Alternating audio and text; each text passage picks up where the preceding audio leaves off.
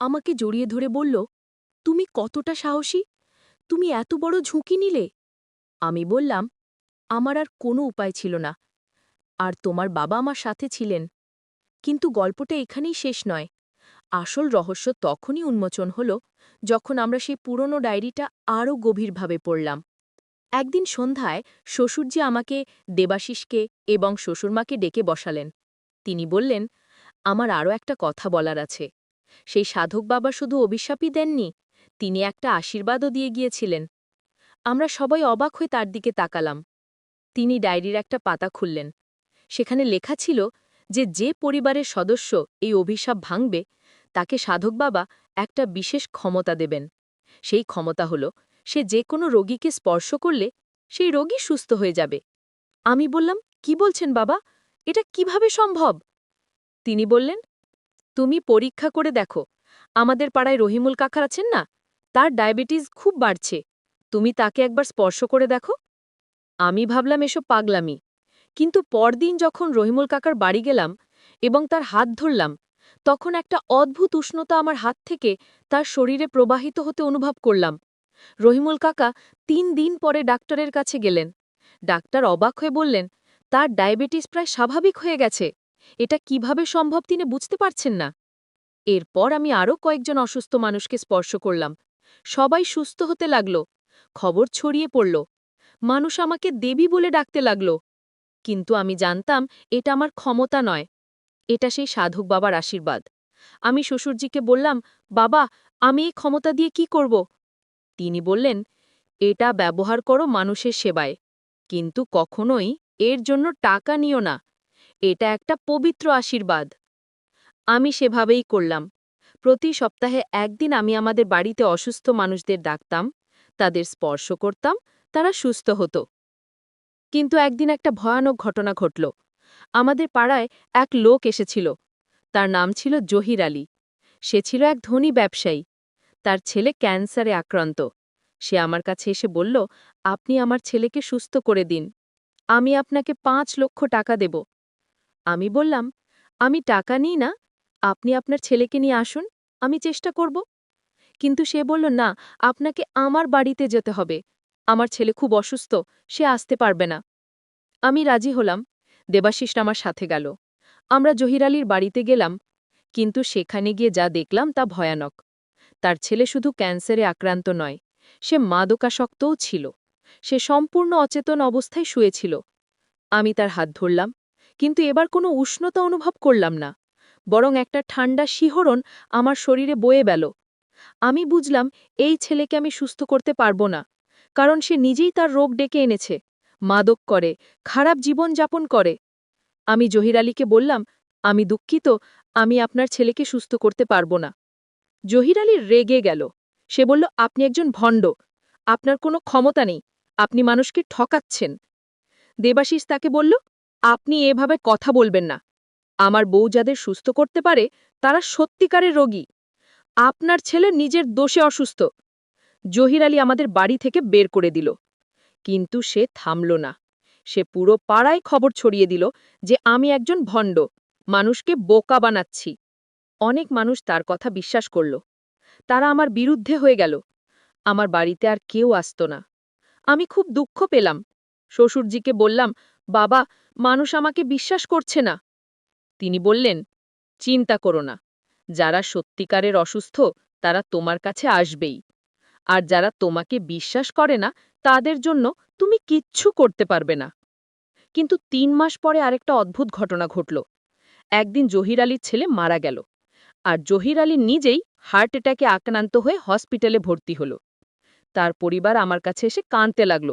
বলল, দয়া করে জহির আলী সাহেবকে একবার দেখুন, তিনি আপনার সাথে যা করেছেন তার জন্য অনুতপ্ত। আমি হসপিটালে গেলাম। জহির আলী তখন মৃত্যুর মুখে। তার চোখে অনুশোচনা। আমি তার হাত ধরলাম, সেই উষ্ণতা আবার অনুভব করলাম। জহির আলী ২ দিন পরে সুস্থ হয়ে বাড়ি ফিরল। সে আমার কাছে এসে মাফ চাইল। বলল, আমি বুঝেছি, আপনি সত্যি একটা বিশেষ ক্ষমতার অধিকারী। আমি আমার ছেলেকে সুস্থ করতে পারেননি, কারণ সে নিজেই তার জীবন নষ্ট করেছিল। এরপর মানুষ আবার আমার কাছে আসতে লাগল। আমি তাদের সেবা করতে লাগলাম। কিন্তু 1 বছর পরে আরেকটা অদ্ভুত ঘটনা ঘটল। একদিন রাতে আমার স্বপ্ন দেখলাম, সেই সাধক বাবা আমার স্বপ্নে এসে বললেন, তোমার কাজ শেষ, এবার তুমি সেই ক্ষমতা অন্য কাউকে দিয়ে দাও। আমি স্বপ্নে জিজ্ঞেস করলাম, কাকে দেব? তিনি বললেন, তোমার মেয়ে রিয়াকে, সে তৈরি। আমি জেগে উঠলাম। ভোরবেলা শ্বশুরজিকে বললাম, হ্যাঁ, সময় এসেছে, তুমি রিয়াকে নিয়ে আবার সেই মন্দিরে যাও। আমি রিয়াকে সব বললাম। প্রথমে সে বিশ্বাস করেনি, কিন্তু যখন তাকে সব প্রমাণ দেখালাম, সে রাজি হল। আমরা দুজন আবার সুন্দরবনে গেলাম। এবার দেবাশিসও আমাদের সাথে ছিল। আমরা সেই মন্দিরে পৌঁছলাম। আমি রিয়ার হাত ধরে মূর্তির সামনে প্রার্থনা করলাম। হঠাৎ একটা আলো মূর্তি থেকে বের হয়ে আমার শরীর দিয়ে রিয়ার শরীরে প্রবেশ করল। আমি অনুভব করলাম যে সেই উষ্ণতা আমার ভেতর থেকে চলে গেল। রিয়া অনুভব করল সেটা তার ভেতরে ঢুকল। রিয়া বলল, মা, আমি অনুভব করছি। আমি বললাম, এবার তুমি মানুষের সেবা করবে, কিন্তু মনে রেখো, কখনো এর জন্য টাকা নিও না। এটা একটা পবিত্র দায়িত্ব। আমরা বাড়ি ফিরলাম। রিয়া তার পড়াশোনার পাশাপাশি মানুষের সেবা করতে লাগল। সে একজন মেডিকেল স্টুডেন্ট, তাই সে আরও ভালোভাবে মানুষদের বুঝতে পারত। আমাকে জড়িয়ে ধরে বলল, তুমি কতটা সাহসী, তুমি এত বড় ঝুঁকি নিলে। আমি বললাম, আমার আর কোনো উপায় ছিল না, আর তোমার বাবা আমার সাথে ছিলেন। কিন্তু গল্পটা এখানেই শেষ নয়। আসল রহস্য তখনই উন্মোচন হল যখন আমরা সেই পুরনো ডায়েরিটা আরও গভীরভাবে পড়লাম। একদিন সন্ধ্যায় শ্বশুরজি আমাকে, দেবাশিসকে এবং শ্বশুরমাকে ডেচে বসালেন। তিনি বললেন, আমার আরও একটা কথা বলার আছে। সেই সাধক বাবা শুধু অভিশাপই দেননি, তিনি একটা আশীর্বাদও দিয়ে গিয়েছিলেন। আমরা সবাই অবাক হয়ে তার দিকে তাকালাম। তিনি ডায়েরির একটা পাতা খুললেন। সেখানে লেখা ছিল যে পরিবারের সদস্য এই অভিশাপ ভাঙবে, তাকে সাধক বাবা একটা বিশেষ ক্ষমতা দেবেন। সেই ক্ষমতা হল, সে যে কোনো রোগীকে স্পর্শ করলে সেই রোগী সুস্থ হয়ে যাবে। আমি বললাম, কি বলছেন বাবা, এটা কিভাবে সম্ভব? তিনি বললেন, তুমি পরীক্ষা করে দেখো। আমাদের পাড়ায় রহিমুল কাকা আছেন না, তাঁর ডায়াবেটিস খুব বাড়ছে। তুমি তাকে একবার স্পর্শ করে দেখো। আমি ভাবলাম এসব পাগলামি। কিন্তু পরদিন যখন রহিমুল কাকার বাড়ি গেলাম এবং তার হাত ধরলাম, তখন একটা অদ্ভুত উষ্ণতা আমার হাত থেকে তার শরীরে প্রবাহিত হতে অনুভব করলাম। রহিমুল কাকা 3 দিন পরে ডাক্তারের কাছে গেলেন। ডাক্তার অবাক হয়ে বললেন, তার ডায়াবেটিস প্রায় স্বাভাবিক হয়ে গেছে। এটা কিভাবে সম্ভব তিনি বুঝতে পারছেন না। এরপর আমি আরও কয়েকজন অসুস্থ মানুষকে স্পর্শ করলাম। সবাই সুস্থ হতে লাগল। খবর ছড়িয়ে পড়ল। মানুষ আমাকে দেবী বলে ডাকতে লাগল। কিন্তু আমি জানতাম এটা আমার ক্ষমতা নয়, এটা সেই সাধক বাবার আশীর্বাদ। আমি শ্বশুরজিকে বললাম, বাবা, আমি এই ক্ষমতা দিয়ে কি করব? তিনি বললেন, এটা ব্যবহার করো মানুষের সেবায়, কিন্তু কখনোই এর জন্য টাকা নিও না। এটা একটা পবিত্র আশীর্বাদ। আমি সেইভাবেই করলাম। প্রতি সপ্তাহে একদিন আমি আমাদের বাড়িতে অসুস্থ মানুষদের ডাকতাম, তাদের স্পর্শ করতাম, তারা সুস্থ হতো। কিন্তু একদিন একটা ভয়ানক ঘটনা ঘটল। আমাদের পাড়ায় এক লোক এসেছিল, তার নাম ছিল জহির আলী। সে ছিল এক ধনী ব্যবসায়ী। তার ছেলে ক্যান্সারে আক্রান্ত। সে আমার কাছে এসে বলল, আপনি আমার ছেলেকে সুস্থ করে দিন, আমি আপনাকে 5 লক্ষ টাকা দেব। আমি বললাম, আমি টাকা নিই না, আপনি আপনার ছেলেকে নিয়ে আসুন, আমি চেষ্টা করব। কিন্তু সে বলল, না, আপনাকে আমার বাড়িতে যেতে হবে, আমার ছেলে খুব অসুস্থ, সে আসতে পারবে না। আমি রাজি হলাম। দেবাশিস আমার সাথে গেল। আমরা জহির আলীর বাড়িতে গেলাম, কিন্তু সেখানে গিয়ে যা দেখলাম তা ভয়ানক। তার ছেলে শুধু ক্যান্সারে আক্রান্ত নয়, সে মাদকাসক্তও ছিল। সে সম্পূর্ণ অচেতন অবস্থায় শুয়েছিল। আমি তার হাত ধরলাম, কিন্তু এবার কোনো উষ্ণতা অনুভব করলাম না, বরং একটা ঠান্ডা শিহরণ আমার শরীরে বয়ে গেল। আমি বুঝলাম এই ছেলেকে আমি সুস্থ করতে পারব না, কারণ সে নিজেই তার রোগ ডেকে এনেছে। মাদক করে, খারাপ জীবন যাপন করে। আমি জহির আলীকে বললাম, আমি দুঃখিত, আমি আপনার ছেলেকে সুস্থ করতে পারব না। জহির আলী রেগে গেল। সে বলল, আপনি একজন ভণ্ড, আপনার কোনো ক্ষমতা নেই, আপনি মানুষকে ঠকাচ্ছেন। দেবাশিস তাকে বলল, আপনি এভাবে কথা বলবেন না। আমার বউ যাদের সুস্থ করতে পারে তারা সত্যিকারের রোগী। আপনার ছেলে নিজের দোষে অসুস্থ। জহির আলী আমাদের বাড়ি থেকে বের করে দিল। কিন্তু সে থামল না।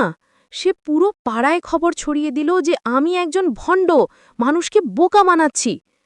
অনেক মানুষ তার কথা বিশ্বাস করল। তারা আমার বিরুদ্ধে হয়ে গেল। আমার বাড়িতে আর কেউ আসত না। আমি খুব দুঃখ পেলাম। শ্বশুরজিকে বললাম, বাবা, মানুষ আমাকে বিশ্বাস করছে না। তিনি বললেন, চিন্তা করো না, যারা সত্যিকারের অসুস্থ তারা তোমার কাছে আসবেই, আর যারা তোমাকে বিশ্বাস করে না তাদের জন্য তুমি কিচ্ছু করতে পারবে না। কিন্তু ৩ মাস পরে আরেকটা অদ্ভুত ঘটনা ঘটল। একদিন রাতে আমার স্বপ্ন দেখলাম। সেই সাধক বাবা আমার স্বপ্নে এসে বললেন, তোমার কাজ শেষ, এবার তুমি সেই ক্ষমতা অন্য কাউকে দিয়ে দাও। আমি স্বপ্নে জিজ্ঞেস করলাম, কাকে দেব? তিনি বললেন, তোমার মেয়ে রিয়াকে, সে তৈরি। আমি জেগে উঠলাম। ভোরবেলায় শ্বশুরজিকে বললাম। তিনি বললেন, হ্যাঁ, সময় এসেছে, তুমি রিয়াকে নিয়ে আবার সেই মন্দিরে যাও। আমি রিয়াকে সব বললাম। প্রথমে সে বিশ্বাস করেনি, কিন্তু যখন তাকে সব প্রমাণ দেখালাম সে রাজি হল। আমরা দুজন আবার সুন্দরবনে গেলাম। এবার দেবাশিসও আমাদের সাথে ছিল। আমরা সেই মন্দিরে পৌঁছালাম। আমি রিয়ার হাত ধরে মূর্তির সামনে প্রার্থনা করলাম। হঠাৎ একটা আলো মূর্তির থেকে বের হয়ে আমার শরীর দিয়ে রিয়ার শরীরে প্রবেশ করল। আমি অনুভব করলাম সেই উষ্ণতা আমার ভেতর থেকে চলে গেল। রিয়া অনুভব করল সেটা তার ভেতরে ঢুকল। রিয়া বলল, মা, আমি অনুভব করছি।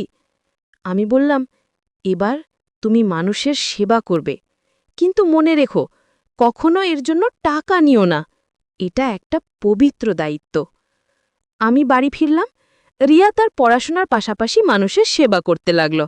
সে একজন মেডিকেল স্টুডেন্ট, তাই সে আরও ভালোভাবে মানুষদের বুঝতে পারত। আমি ভাবলাম, তিনি বুঝি বয়সের কারণে বিভ্রান্ত হয়ে গেছেন। কিন্তু তিনি আমার হাত শক্ত করে ধরে বললেন, তুমি আমাকে বিশ্বাস করো, আমি তোমাকে সব বলবো, কিন্তু তোমাকে আমার সাথে একটি যাত্রায় যেতে হবে, সুন্দরবনের গভীরে, যেখানে আমাদের পূর্বপুরুষদের এক গোপন মন্দির আছে। সেখানেই এই অভিশাপের সমাধান লুকিয়ে আছে। আমি বললাম, বাবা, আপনি কি বলছেন? কি অভিশাপ, কি মন্দির? তিনি বললেন, আমার সময় নেই সব এখন বলার, কিন্তু তোমাকে বিশ্বাস করতে হবে। তোমার জ্বর আরও বাড়বে। ৫ দিনের মধ্যে যদি আমরা সেই মন্দিরে না যাই, তুমি মারা যাবে। আমার মা মারা গিয়েছিলেন এই অভিশাপে, আমার দাদির মাও। আমি তোমাকে হারাতে চাই না। আমি তার চোখে এমন আন্তরিকতা দেখলাম যে মনে হল তিনি সত্যি বলছেন। কিন্তু এসব কথা কি করে বিশ্বাস করি? অভিশাপ, গোপন মন্দির, এসব তো রূপকথার গল্প। কিন্তু পরদিন সকালে যা ঘটল তা আমার সব সংশয় দূর করে দিল। আমার শরীরে অদ্ভুত কালো দাগ দেখা দিল। ডাক্তাররা কোনো ব্যাখ্যা দিতে পারলেন না। তারা বললেন, এমন উপসর্গ তারা কখনো দেখেননি। অসংখ্য টেস্ট করা হলো, কিছুই ধরা পড়ল না। শ্বশুরজি আমাকে হাসপাতাল থেকে ছাড়িয়ে বাড়িতে নিয়ে এলেন। সেই রাতে তিনি আমাকে ডেকে একটি পুরনো ডায়েরি দেখালেন। সেই ডায়েরিতে লেখা ছিল আমাদের পরিবারের সব ইতিহাস। আমি পড়লাম, প্রায় ১৬৫ বছর আগে আমাদের পূর্বপুরুষ জমিদার কৃষ্ণচন্দ্র দাস সুন্দরবনের এক গ্রামে ভয়ানক অত্যাচার করেছিলেন। তিনি এক তান্ত্রিক সাধকের মেয়েকে জোর করে বিয়ে করতে চেয়েছিলেন। সে সাধক মেয়েকে বাঁচাতে নিজের জীবন দিয়েছিলেন, কিন্তু মৃত্যুর আগে অভিশাপ দিয়ে গিয়েছিলেন যে প্রতি ২১ বছর পর পর এই পরিবারের একজন বউ এই রোগে আক্রান্ত হবে এবং মারা যাবে, যতক্ষণ না কেউ সেই সাধকের আত্মার কাছে ক্ষমা চায় এবং তার মন্দিরে প্রায়শ্চিত্ত করে। আমি বললাম, কিন্তু বাবা, এত বছর ধরে আপনারা কেউ সেই মন্দিরে যাননি কেন? তিনি বললেন, আমরা চেষ্টা করেছি। আমার দাদা গিয়েছিলেন, কিন্তু ফিরে আসেননি। সুন্দরবন খুব বিপজ্জনক। বাঘ, কুমির, জঙ্গল সব মিলিয়ে অনেকেই হারিয়ে গেছেন সেখানে। আমার বাবা ভয় পেয়ে আর যাননি, তাই আমার মা মারা গিয়েছিলেন। এখন তুমি বলো, আমি তোমাকে নিয়ে যেতে পারব? আমি প্রস্তুত। আমার বয়স হয়েছে, কিন্তু আমার শরীর এখনও শক্তিশালী। আমি তোমাকে রক্ষা করব। আমি জানতাম এটা পাগলামি, কিন্তু আমার শরীরের কালো দাগ প্রতিদিন বাড়ছিল। জ্বর কমছিল না। ডাক্তাররা হাল ছেড়ে দিয়েছিলেন। আমার কাছে আর কোনো উপায় ছিল না। আমি রাজি হলাম। কিন্তু আমি শর্ত দিলাম যে আমার স্বামী দেবাশিসকে জানাতে হবে। শ্বশুরজি বললেন না, তাকে এখনই জানানো যাবে না। সে বিদেশ থেকে ফিরে আসতে চাইবে, তাতে সময় নষ্ট হবে। তুমি সুস্থ হয়ে ফিরলে তাকে সব বলবো। আমি রাজি হলাম। পরদিন ভোরবেলা আমরা বাড়ি থেকে বেরিয়ে পড়লাম। শ্বশুরজি বলে এসেছিলেন যে তিনি আমাকে কলকাতার একজন বিশেষজ্ঞ ডাক্তারের কাছে নিয়ে যাচ্ছেন। শ্বশুরমা বিশ্বাস করলেন। আমরা ট্রেনে চড়ে প্রথমে কলকাতা গেলাম, তারপর সেখান থেকে বাসে চড়ে সুন্দরবনের কাছের এক শহরে পৌঁছালাম। সেখান থেকে একটি ছোট্ট নৌকা ভাড়া করলাম। মাঝি বলল, আপনারা কোথায় যাবেন? শ্বশুরজি একটি পুরনো মানচিত্র বের করে দেখালেন। মাঝি দেখে মাথা নাড়ল, বলল, এই জায়গাটা খুব বিপজ্জনক, এখানে কেউ যায় না। এখানে নাকি ভূতের আছড় আছে। শ্বশুরজি বললেন, আমরা যাবই। তুমি কত টাকা চাও? মাঝি বলল, ৫,০০০ টাকা। শ্বশুরজি দিয়ে দিলেন। আমরা নৌকায় চড়ে যাত্রা শুরু করলাম। সুন্দরবনের জঙ্গল দেখে আমার ভয় লাগছিল। চারিদিকে ঘন গাছপালা, জলের ওপর ম্যানগ্রোভের শেকড় আর নিস্তব্ধতা। মাঝি বলল, এখানে বাঘ আসে, আপনারা সাবধান থাকবেন। আমরা প্রায় ৪ ঘন্টা নৌকায় চললাম। এরপর একটা জায়গায় মাঝি নৌকা থামালো, বলল, এখান থেকে আর যাওয়া যাবে না, সামনে অনেক গভীর জঙ্গল, আপনারা এখানেই নামুন। আমরা নামলাম। জঙ্গলের ভিতরে ঢুকতেই আমার হাড় ঢুকপুক করতে লাগল। শ্বশুরজি আমার হাত ধরে বললেন, ভয় পেও না, আমি তোমার সাথে আছি। আমরা প্রায় ২ ঘন্টা হাঁটলাম। পথ ছিল না বললেই চলে। শ্বশুরজি তাঁর ছুরি দিয়ে গাছের ডাল কেটে কেটে পথ বানাচ্ছিলেন। আমার জ্বরের কারণে শরীর খুব দুর্বল ছিল। কয়েকবার পড়ে যাচ্ছিলাম, কিন্তু শ্বশুরজি আমাকে ধরে রাখলেন। হঠাৎ আমরা একটা পুরনো পাথরের সিঁড়ি দেখতে পেলাম। সিঁড়িটা জঙ্গলে ঢাকা ছিল, কিন্তু চেনা যাচ্ছিল। শ্বশুরজি বললেন, এই তো, আমরা এসে গেছি। আমরা সিঁড়ি বেয়ে উপরে উঠলাম। সেখানে একটা ছোট্ট মন্দির ছিল। মন্দিরটা খুবই পুরনো, ভাঙাচোরা, কিন্তু তাতে একটা অদ্ভুত শক্তি অনুভব করলাম। শ্বশুরজি বললেন, এটাই সেই সাধক বাবার মন্দির। এখানেই তিনি সাধনা করতেন, এখানেই তাকে হত্যা করা হয়েছিল। আমরা মন্দিরের ভেতরে ঢুকলাম। সেখানে একটা পুরনো মূর্তি ছিল। মূর্তিটা ভাঙা, কিন্তু তাতে এখনও একটা তেজ ছিল। শ্বশুরজি মূর্তির সামনে হাঁটু গেড়ে বসলেন। তিনি আমাকেও বসতে বললেন। তারপর তিনি মূর্তির সামনে মাথা ঠেকিয়ে বললেন, হে মহান সাধক, আপনার চরণে আমরা ক্ষমা চাইতে এসেছি। আমাদের পূর্বপুরুষ যে আপনার সাথে অন্যায় করেছিলেন, তার জন্য আমরা অনুতপ্ত। দয়া করে আপনার অভিশাপ তুলে নিন। এই নিরপরাধ বউকে ক্ষমা করুন। আমিও তার সাথে প্রার্থনা করলাম। হঠাৎ আমার মনে হল, মন্দিরের ভিতরে একটা আলো জ্বলে উঠল। একটা অদ্ভুত শান্তি ছড়িয়ে পড়ল চারিদিকে। আমার শরীরে যে কালো দাগ ছিল, সেগুলো ধীরে ধীরে মিলিয়ে যেতে লাগল। জ্বরও কমে আসলো। শ্বশুরজি আমার দিকে তাকালেন, তার চোখে জল। তিনি বললেন, সাধক বাবা তোমায় ক্ষমা করে দিয়েছেন, তুমি সুস্থ হয়ে যাবে। আমি কাঁদতে লাগলাম, আনন্দে ভয়ে সব মিলিয়ে। শ্বশুরজি আমাকে জড়িয়ে ধরলেন, বললেন, আর কোনো চিন্তা নেই, এবার বাড়ি ফিরব। কিন্তু আমাদের বাড়ি ফিরার পথটা এত সহজ ছিল না। যখন আমরা মন্দির থেকে নামছিলাম, তখন হঠাৎ একটা বাঘের গর্জন শুনলাম। আমার রক্ত হিম হয়ে গেল। শ্বশুরজি আমাকে একটা গাছের পিছনে লুকিয়ে রাখলেন এবং নিজের সামনে বাড়ালেন। একটা বিশাল রয়্যাল বেঙ্গল টাইগর আমাদের সামনে এসে দাঁড়াল। তার চোখ দুটো আমাদের দিকে তীক্ষ্ণভাবে তাকিয়েছিল। শ্বশুরজি তার ছুরি হাতে নিলেন, কিন্তু আমি জানতাম একটা ছুরি দিয়ে বাঘের সামনে কিছুই করা যাবে না। কিন্তু তখন একটা অলৌকিক ঘটনা ঘটল। মন্দির থেকে একটা উজ্জ্বল আলো বের হয়ে বাঘের দিকে ছড়িয়ে গেল। বাঘটা সেই আলো দেখে থমকে গেল। তারপর সে ঘুরে জঙ্গলে চলে গেল। শ্বশুরজি বললেন, সাধক বাবা আমাদের রক্ষা করলেন। আমরা দ্রুত সেখান থেকে বেরিয়ে এলাম, নৌকায় চড়ে ফিরে এলাম। মাঝি আমাদের দেখে অবাক। সে বলল, আপনারা ফিরে এসেছেন? আমি ভেবেছিলাম আপনারা হারিয়ে গেছেন। আমরা নৌকায় চড়ে ফিরতে লাগলাম। সূর্য তখন ডুবছিল, সুন্দরবনের জল লাল হয়ে গিয়েছিল। আমি শ্বশুরজির দিকে তাকালাম। তিনি ক্লান্ত, কিন্তু তার মুখে এক তৃপ্তির হাসি। আমি বললাম, বাবা, আপনি আমার জীবন বাঁচালেন। তিনি বললেন, তুমি আমার মেয়ের মতো, তোমার জন্য আমি যে কোনো কিছু করতে পারি। আমরা বাড়ি ফিরলাম ৩ দিন পরে। শ্বশুরমা ভীষণ চিন্তিত ছিলেন, কিন্তু আমাদের দেখে খুশি হলেন। আমি তখন প্রায় সুস্থ, জ্বর নেই, দাগও প্রায় মিলিয়ে গেছে। আমার স্বামী দেবাশিস বিদেশ থেকে ফিরলেন ১ সপ্তাহ পরে। শ্বশুরজি তাকে সব বললেন। প্রথমে দেবাশিস বিশ্বাস করেনি, কিন্তু যখন আমি তাকে সব বললাম, ডায়েরি দেখালাম, তখন সে বুঝল